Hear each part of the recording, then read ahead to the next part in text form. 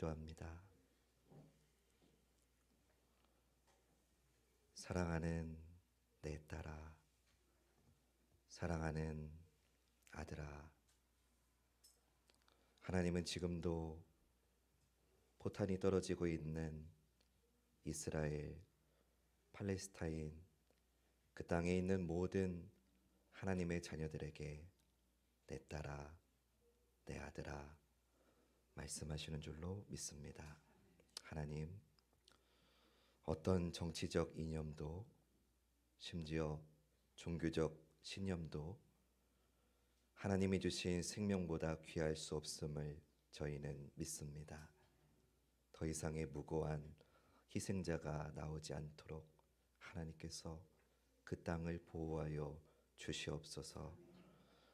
우크라이나, 러시아 땅도 기억하시고 지진으로 가족을 잃은 아프가니스탄도 기억하여 주시옵소서. 하나님, 우리가 교만했습니다. 우리 방어 체계로 다 막을 수 있다고 자만했습니다. 한순간에 무너지는 걸 우리는 보게 됩니다. 하나님, 우리 가정도 마찬가지이고 교회도 마찬가지이고 이 나라, 이 민족도 마찬가지임을 이제서야 저희 깨닫습니다. 하나님께서 지키시고 보호하시지 않으면 한순간도 살 수 없음을 이제야 깨닫고 주님께 회개로 나아가오니 하나님, 저희를 받으시고 지금처럼 변함없이 보호하여 주시옵소서.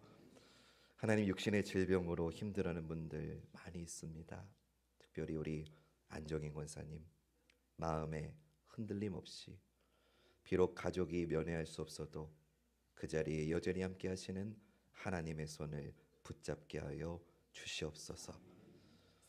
육신의 질병으로, 마음의 상처로, 인생의 어려움으로 눈물 짓는 모든 아들, 딸들을 기억하시고 이 시간에도 말씀 중에 좌정하셔서 우리의 상한 마음 고치시고 인생의 모든 연약함 치료하시고 회복하여 주시옵소서. 예수님의 이름으로 기도합니다. 아멘. 오늘 우리 청년들 찬양이 너무 은혜가 많이 됐습니다. 우리 이 찬양의 가사처럼 옆에 계신 분들, 앞뒤에 계신 분들에게 이렇게 축복했으면 좋겠습니다. 당신은 하나님의 아들입니다. 딸입니다.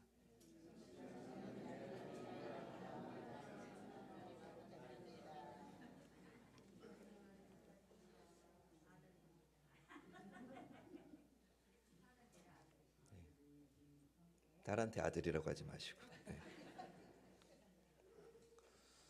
우리가 계속 살펴보고 있는 민수기는요, 이스라엘 백성들이 때로 방황하고 넘어지고 힘든 많은 일들을 보내지만 결국은 하나님이 약속하시는 믿음의 땅으로 다시 나아가는 말씀입니다.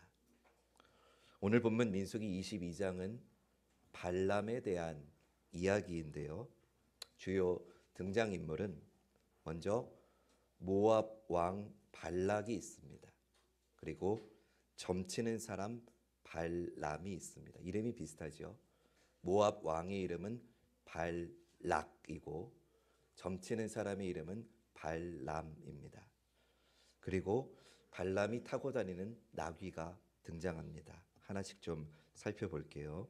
민수기 22장 1절 말씀 보겠습니다.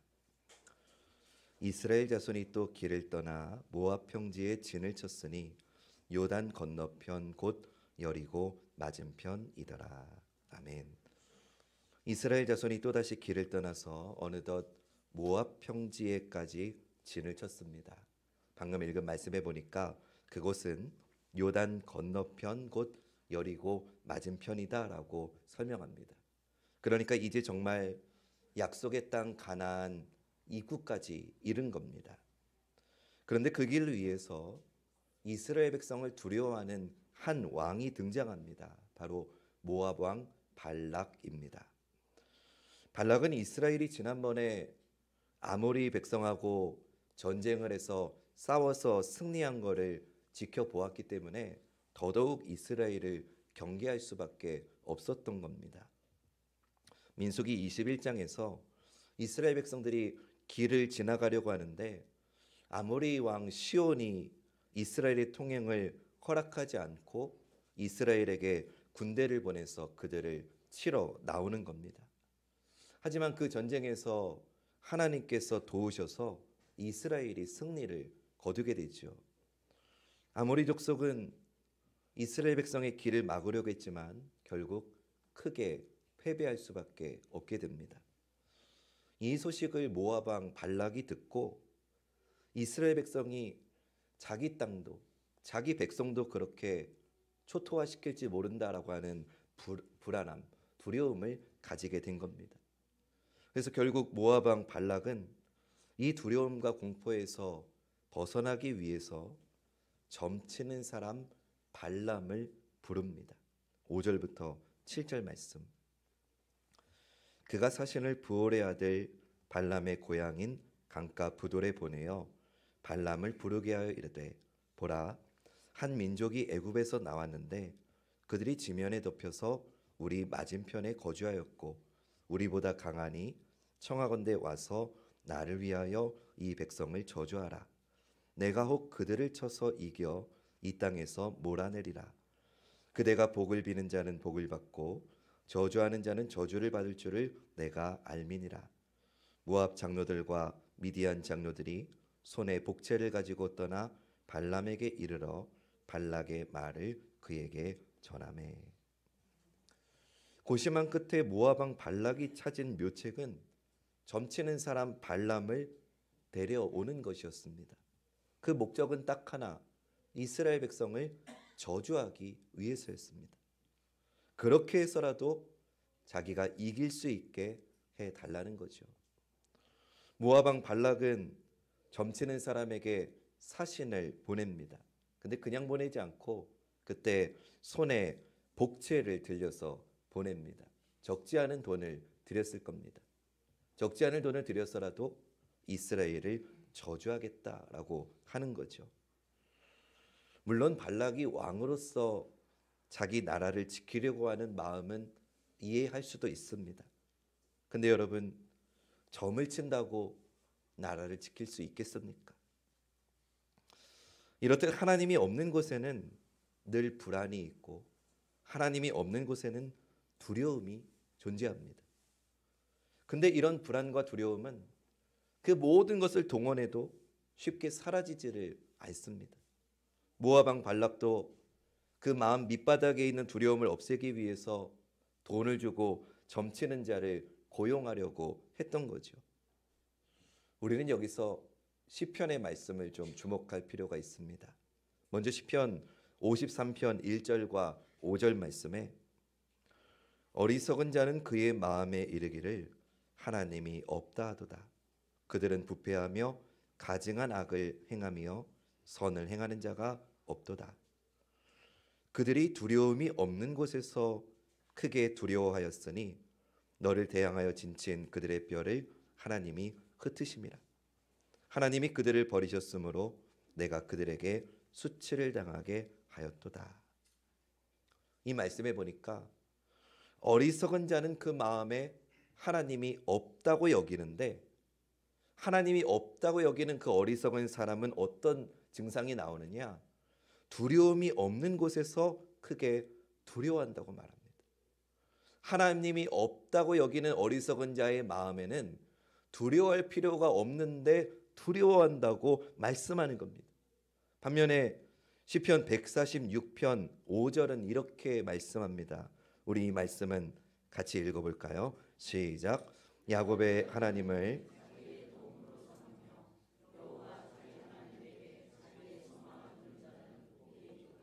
아멘. 하나님을 의지하는 게 복인 줄로 믿습니다. 그런데 하나님을 모르는 발락은 지금 점을 쳐서 이 문제를 해결하려고 하는 어리석은 노력을 하고 있다는 거예요. 그러면 점치는 사람 발람은 모압 왕 발락이 자기를 불렀을 때 어떤 반응을 보였는가 좀 보겠습니다. 8절과 12절 말씀. 발람이 그들에게 이르되 이 밤에 여기서 유숙하라. 여호와께서 내게 이르시는 대로 너희에게 대답하리라. 모압 귀족들이 발람에게서 유숙하니라. 하나님이 발람에게 이르시되 너는 그들과 함께 가지도 말고 그 백성을 저주하지도 말라. 그들은 복을 받은 자들이니라. 아멘. 언뜻 보면 마치 발람이 하나님의 선지자인 것처럼 보입니다. 근데 절대 그렇지 않습니다. 곧 그의 정체성이 드러납니다. 하나님께서 발람에게 분명히 이르시기를 그들에게 가지도 말고 이스라엘 백성을 저주하지도 말라고 하셨습니다. 왜냐하면 이스라엘 백성은 하나님으로부터 복을 받은 자들이기 때문입니다. 지금 그가 저주하려고 하는 자들은 바로 하나님의 자녀들이라는 겁니다. 사랑하는 여러분, 하나님은 답하실 때 언제나 명쾌하고 분명하십니다. 우리 한번 따라해 봅시다. 하나님이 답하실 때는 언제나 명쾌하고 분명하다. 하나님은요, 한 번도 애매하게 답하시지 않습니다. 이쯤에서 잠깐 유머 타임입니다. 분명하지 않다, 잘 모르겠다, 이거를 불어로 하면 뭔지 아세요? 프랑스 말로 하면 아리달송. 집에 가서 웃지 마시고 지금 웃으세요. 잘 모르겠다, 이거 잘 이해가 안 간다, 이거를 일본어로 뭐라고 하는지 아세요? 아리까리.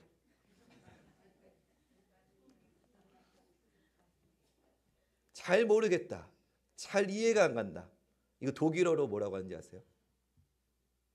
에멘모. 귀 있는 잔 들을지어다.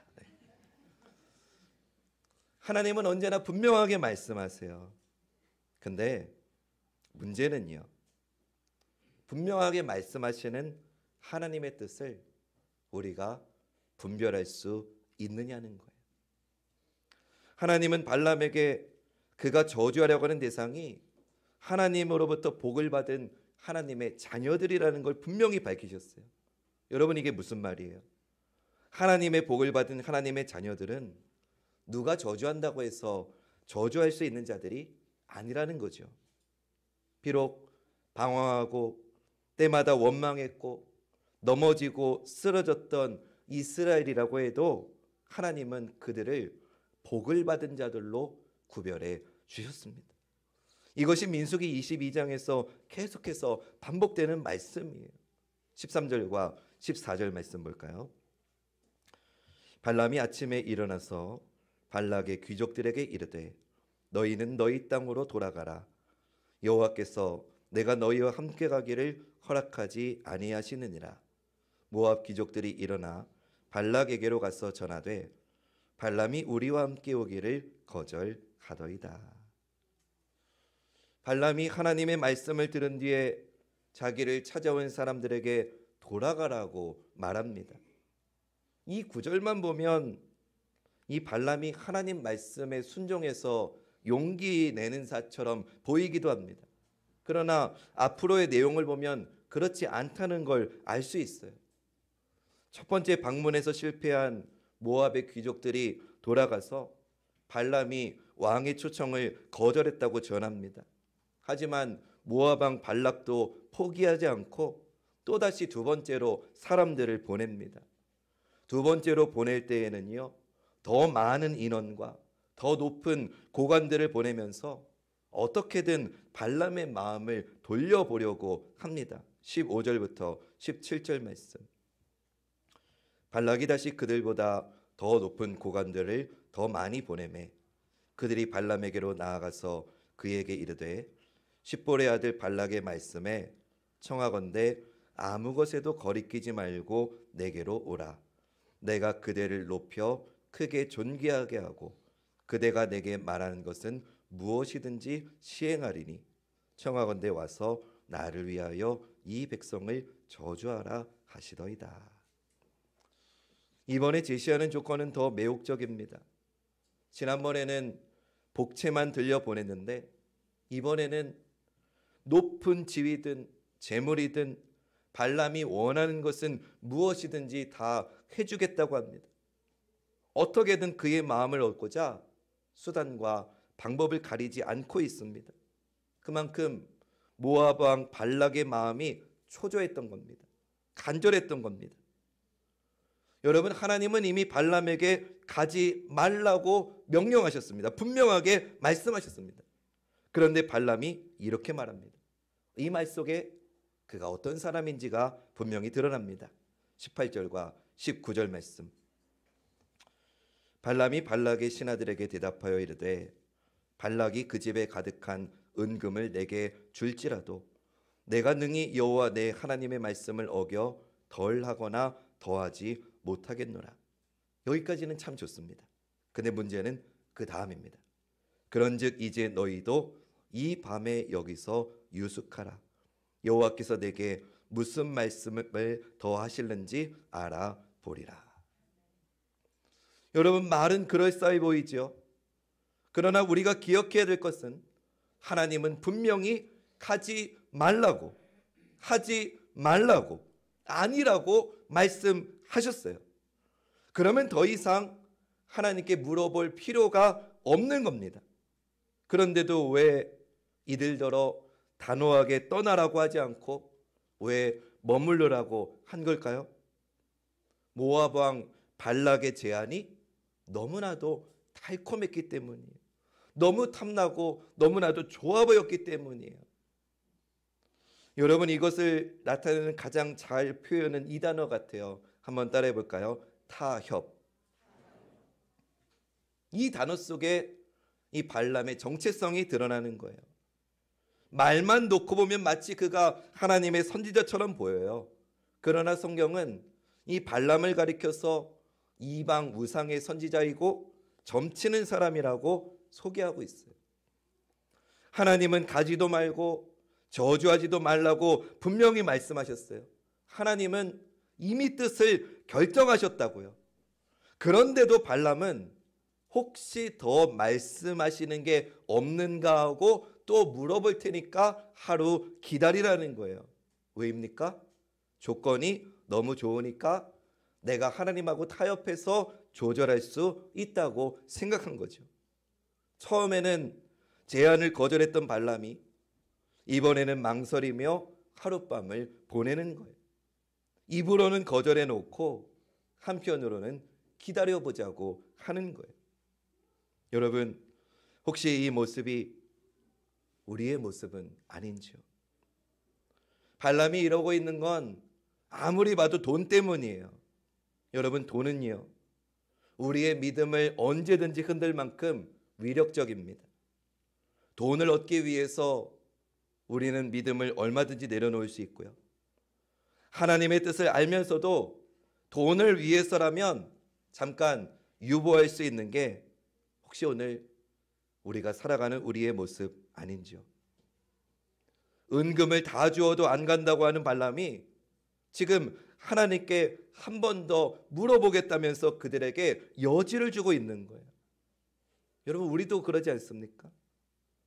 분명히 죄인 줄 아는데 그 죄를 짓고 싶은 거예요. 온갖 변명과 온갖 이유들을 다 들어가지고 지금의 내 상황을 합리화하는 거죠.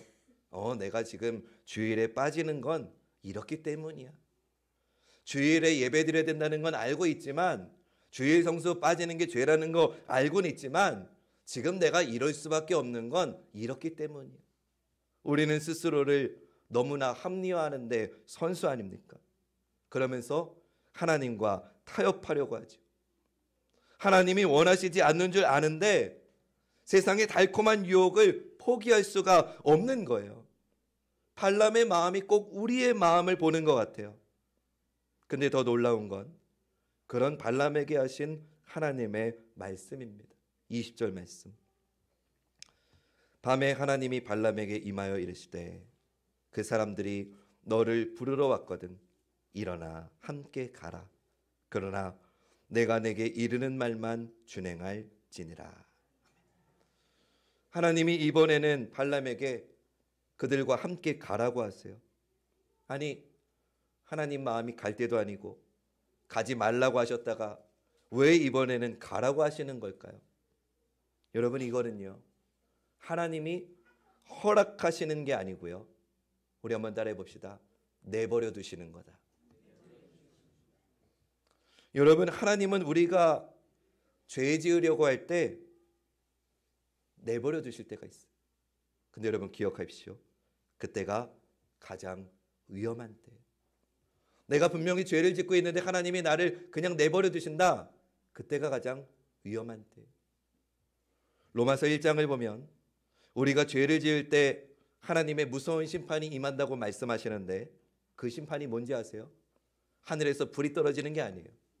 내버려 두시는 거예요. 로마서 1장 28절 말씀. 또한 그들이 마음에 하나님 두기를 싫어하며 하나님께서 그들을 그 상실한 마음대로 내버려 두사 합당하지 못한 일을 하게 하셨으니. 하나님이 우리가 죄 지을 때 내버려 두시는 거, 그때가 가장 위험한 때예요. 지금 발락 왕에게 가고 싶어하는 발람에게 하나님이 그래 가라 라고 하시는 거 가장 위험한 때입니다.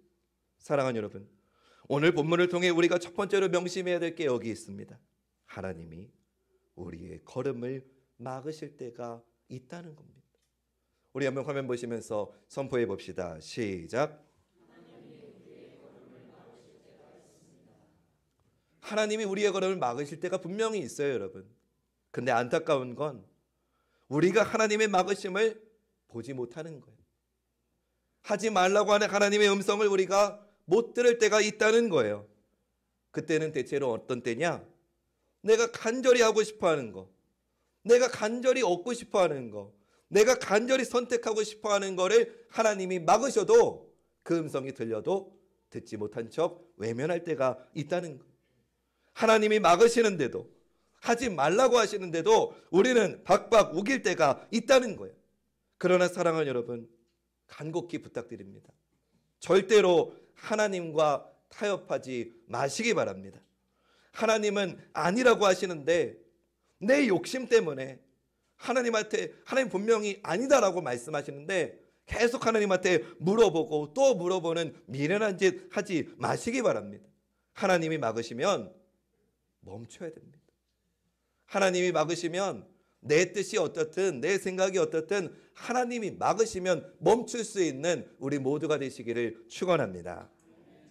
결국 발람은 자기를 데리러 온 사람들하고 같이 떠나지요. 근데 그때 그에게 놀라운 일이 일어납니다. 21절부터 27절 말씀. 발람이 아침에 일어나서 자기 나귀의 안장을 지우고 모압 고관들과 함께 가니 그가 감으로 말미암아 하나님이 진노하심으로 여호와의 사자가 그를 막으려고 길에 서니라. 발람은 자기 나귀를 탔고 그의 두 종은 그와 함께 있더니 나귀가 여호와의 사자가 칼을 빼어 손에 들고 길에 선 것을 보고 길에서 벗어나 밭으로 들어간지라. 발람이 나귀를 길로 돌이키려고 채찍질하니 여호와의 사자는 포도원 사이 좁은 길에 섰고 좌우에는 담이 있더라. 나귀가 여호와의 사자를 보고 몸을 담에 대고 발람의 발을 그 담에 짓누르매 발람이 다시 채찍질하니 여호와의 사자가 더 나아와서 좌우로 피할 데 없는 좁은 곳에 선지라. 나귀가 여호와의 사자를 보고 발람 밑에 엎드리니 발람이 노하여 자기 지팡이로 나귀를 때리는지라. 발람이 사신들하고 함께 길을 나서는데 하나님이 진노하셔서 여호와의 사자를 보내셔서 막으십니다. 근데 이때 나귀는 여호와의 사자를 보는데 반해서 발람은 보지를 못합니다. 나귀는 칼을 들고 서 있는 하나님의 사자를 보고 발버둥 치는데 발람은 그 하나님의 사자를 보지 못하고 나귀를 채찍질하기만 합니다. 여러분, 이 장면은 정말 재미있는 장면입니다. 미물에 불과한 나귀도 하나님의 사자를 보고 있는데 점을 친다고 하는 사람이 나귀도 보는 것을 못 보고 있으니 말입니다. 발람은 하나님이 막으시는 하나님의 손길을 보지 못하는 이유가 무엇이겠습니까? 자기 욕망 때문에, 자기 욕심에 눈이 멀어서 하나님의 뜻이 보이지 않았던 거예요. 성경은 이것을 발람의 길이라고 선언합니다. 베드로후서 2장 15절 16절 말씀. 그들이 바른 길을 떠나 미혹되어 부올의 아들 발람의 길을 따르는도다. 그는 불의의 삭슬 사랑하다가 자기의 불법으로 말미암아 책망을 받되 말하지 못하는 나귀가 사람의 소리로 말하여 이 선지자의 미친 행동을 저지하였느니라. 아멘. 성경이 말하는 발람의 길로 갔다는 게 여러분 무슨 뜻입니까? 하나님은 막으시는데 내 욕심 때문에 우리의 마음이 그것을 향해 달려가는 게 발람의 길이에요. 근데 여러분, 하나님이 막으시는 길을 내 욕심 때문에 가는 그 행위를 방금 읽은 이 말씀이 뭐라고 표현합니까? 미친 행동이래요. 성경에 이렇게 과격적인 단어가 들어가 있습니다. 발람은 성경의 표현대로 미친 행동을 하고 있는 거예요. 여러분, 하나님이 내가 죄 짓는 걸 막지 않으셨다고 해서 그거를 마치 허락하셨다고 오해하시면 안 됩니다, 여러분. 심지어 내가 이런 죄를 짓는 동안에 나에게 어떤 재앙도 일어나지 않고 나에게 어떤 심판도 일어나지 않은 것처럼 보였다고 해서 하나님의 진노가 임하지 않았다고 여겨서는 여러분 절대 안 되십니다. 내가 주일 한번 빠져봤는데 아무 일도 안 일어나는데, 하나님 나한테 불편한 기색 안 하시는데, 그게 하나님의 진노가 없다고 착각하면 안 된다는 거예요. 하나님 뭐라고 말씀하시는지 말씀 계속 볼게요. 28절부터 30절 말씀. 여호와께서 나귀 입을 여시니 발람에게 이르되 내가 당신에게 무엇을 하였기에 나를 이같이 3번을 때리느냐. 발람이 나귀에게 말하되 내가 나를 거역하기 때문이니 내 손에 칼이 있었다면 곧 너를 죽였으리라. 나귀가 발람에게 이르되 나는 당신이 오늘까지 당신의 일생 동안 탄 나귀가 아니냐. 내가 언제 당신에게 이같이 하는 버릇이 있었더냐. 그가 말하되 없었느니라. 하나님이 나귀의 입을 열어서 말하게 하십니다. 그리고 이제 하나님이 드디어 어리석은 발람의 눈을 밝혀주셔서 이 모든 것을 알려주십니다. 31절부터 34절 말씀. 그때 여호와께서 발람의 눈을 밝히심에 여호와의 사자가 손에 칼을 빼들고 길에 선 것을 그가 보고 머리를 숙이고 엎드리니 여호와의 사자가 그에게 이르되 너는 어찌하여 내 나귀를 이같이 3번 때렸느냐. 보라, 내 앞에서 내 길이 사악함으로 내가 너를 막으려고 나왔더니 나귀가 나를 보고 이같이 3번을 돌이켜 내 앞에서 피하였느니라. 나귀가 만일 돌이켜 나를 피하지 아니하였다면 내가 벌써 너를 죽이고 나귀는 살렸으리라. 발람이 여호와의 사자에게 말하되 내가 범죄하였나이다. 당신이 나를 막으려고 길에 서신 줄을 내가 알지 못하였나이다. 당신이 이를 기뻐하지 아니하시면 나는 돌아가겠나이다.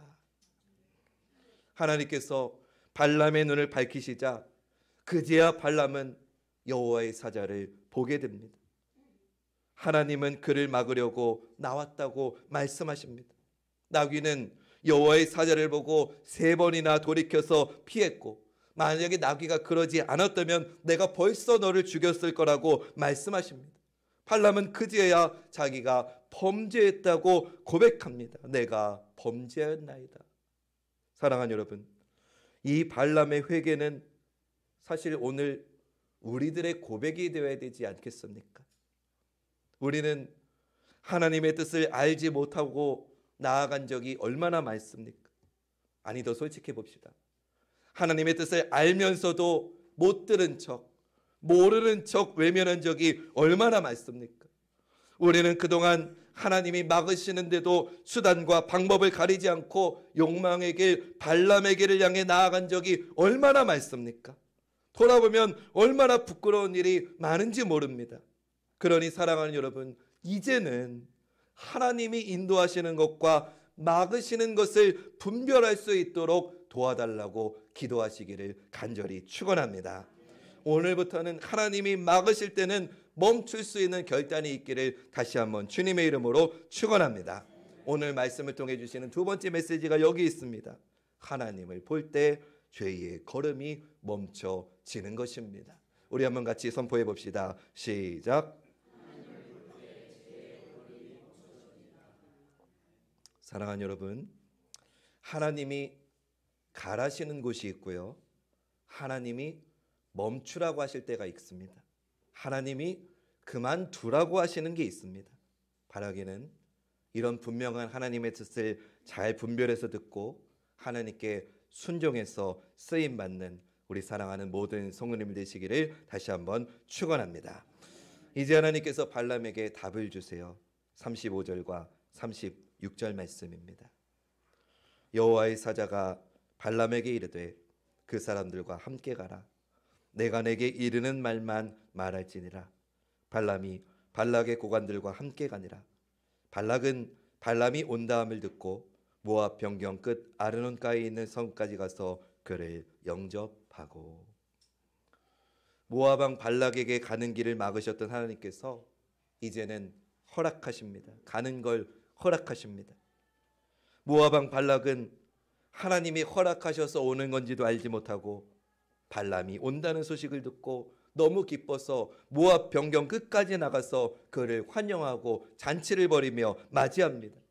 그런데 여러분, 아무리 먹을 게 많아도 하나님이 기뻐하시지 않는 자리임에 틀림없다는 걸 우리는 알아야 됩니다.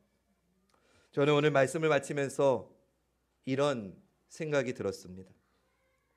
도대체 이스라엘이 뭐길래 발락이 이토록 저주하길 원했을까? 이 질문을 조금 바꾸어서 말하면 이런 질문이 됩니다.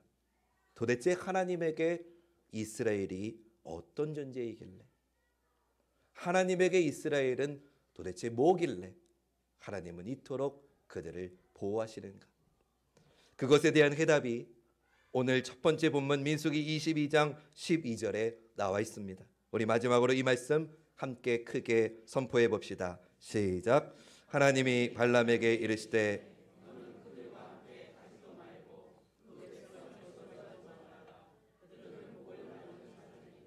아멘.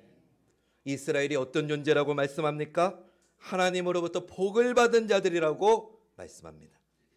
이스라엘이 뭐 했습니까? 민수기 말씀 내내 하나님 말씀 듣지 않고 원망하고 불평만 하다가 40년을 광야에서 방황하고 있는 그런 고집불통인 이스라엘인데, 하나님이 그런 이스라엘 가리켜서 복받은 내 백성이다라고 말씀하시는 겁니다. 여기에 우리의 소망이 있는 줄로 믿습니다. 우리가 얼마나 자주 넘어집니까? 우리가 얼마나 자주 좌절합니까? 우리가 얼마나 많이 하나님을 원망합니까? 그런데도 하나님은 요한복음 말씀처럼 영접하는 자 곧 그 이름을 믿는 자에게는 하나님의 자녀가 되는 권세를 주십니다. 할렐루야. 우리가 아무리 하나님을 떠나도 하나님은 결코 우리를 버리지 않으십니다. 사랑하는 여러분, 하나님의 사랑은 결코 변하지 않습니다. 하나님은 결코 우리를 포기하지 않으십니다. 우리가 얼마나 믿음 없는 것처럼 살 때가 많습니까?